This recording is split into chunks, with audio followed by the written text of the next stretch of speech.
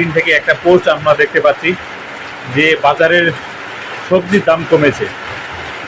আসলে কতটা আপনারা নিশ্চিত হয়ে এই কথাগুলো বলতেছেন সেটাও একটা জানার বিষয়।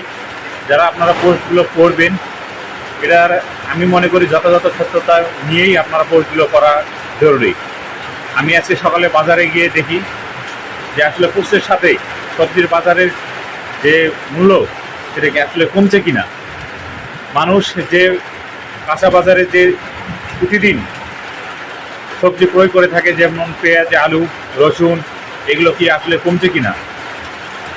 কয়েকজন ব্যবসায়ীর সাথে কথা বলেছি আমি, তারা বলেছে ভাই ফেসবুকে আমরা তো দেখতেছি অনেক কিছু পোস্ট, কিন্তু আসলে কোনোটাই কমে নাই, এখনও আগের মূল্য আছে। আমি দেখছি যে বাংলাদেশের যে পেঁয়াজটা বিক্রি হচ্ছে 110 টাকা, ইন্ডিয়ান পেঁয়াজটা বিক্রি হচ্ছে 90 থেকে 100 টাকা, এইভাবে এখনও চলতেছে।